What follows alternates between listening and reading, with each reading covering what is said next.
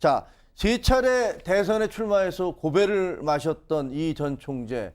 지금 박근혜 전 대통령뿐만 아니라 다른 전직 대통령들에 대해서도 평가를 했다고 하는데 어떤 평가를 했습니까? 일단 그 본인을 발탁한 김영삼 전 대통령에 대해서는 약간 애증이 교차하는 그런 얘기를 했습니다. 그러니까는 지금 정치권에 들어온 게 원래 이제 감사원장으로 발탁을 해서 그랬지 않습니까? 대법관 시절 1993년인데요. 대법관 시절에 이제 감사원장으로 그 발탁을 하면서 감사원 역할을 했고 그 다음번에는 이제 그 국무총리로 또 발탁을 해서 그 당시에 신한국당 구룡이라는 얘기가 있었습니다. 1996년, 97년에. 그래서 이제 그 구룡 중에 하나로 들어가서 대선 후보로 활동하다가 이제 본격적인 본선 후보가 됐었죠. 그랬는데 본인을 발탁해줬고 이런 부분에 대해서는 감사하다고 하면서도 그 다음번에 이제 뭐 또 그 후보가 된 다음에는 서로 간에 뭐 탈당하라는 얘기도 하고 그 대통령이 됐고 그다음에 당 대표가 돼 있을 때는 그러니까 이해창 당 대표가 YS한테 탈당하라는 얘기도 했었고요. 그리고 저렇게 서로 저 두 정치인이 서로 공격을 하는 그런 상황이 그렇죠. 오기도 했었죠. 예. 그리고 또 이해창 총재에 대해서 신의도 없고 정치력도 없다. 뭐 이런 얘기도 했었고. 그래서 그런 애증 어린 얘기를 했고요. 예. 그리고 첫 번째 상대였던 이제 김대중 전 대통령에 대해서는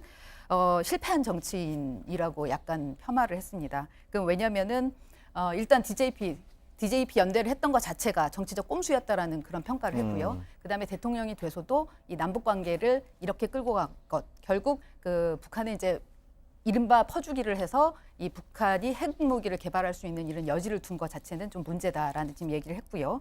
그리고 노무현 이제 그 두 번째 대통령 선거 때 실패했던 그 이겼던 노무현 그 대통령에 대해서는 그 당시에 노무현 바람은 금방 꺼질 줄 알았다라고 얘기를 했고요. 네, 그렇죠. 예, 그러니까 지금 보면은 이승만, 박정희, 그다음에 김영삼 세 대통령에 대해서는 아주 높게 평가를 하고 그다음에 김대중, 노무현 이 두 대통령에 대해서는 상당히 박하게 평가를 했는데 그건 아마 이제 이회창 전 총재가 본인이 이제 보수 정치인이기 때문에 그런 것도 있을 텐데 이회창 전 총재는 오늘 기자 간담회를 통해서 현 정부에 대한 입장도 밝혔는데요. 한번 들어보시죠.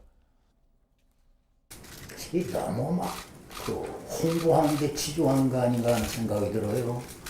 뭐 정치인은 지지율을 지켜야 하니까 당연한 것이긴 하지만은 그 다음에 이제 장기적인 국가 정책 같은 것은 즉흥적으로 발표하고 나중에 말을 바꾸고 하는 것은 참 어떤 문제가 있다. 이런 식으로 말을 바꾸면은 국민이 굉장히 불안해한다.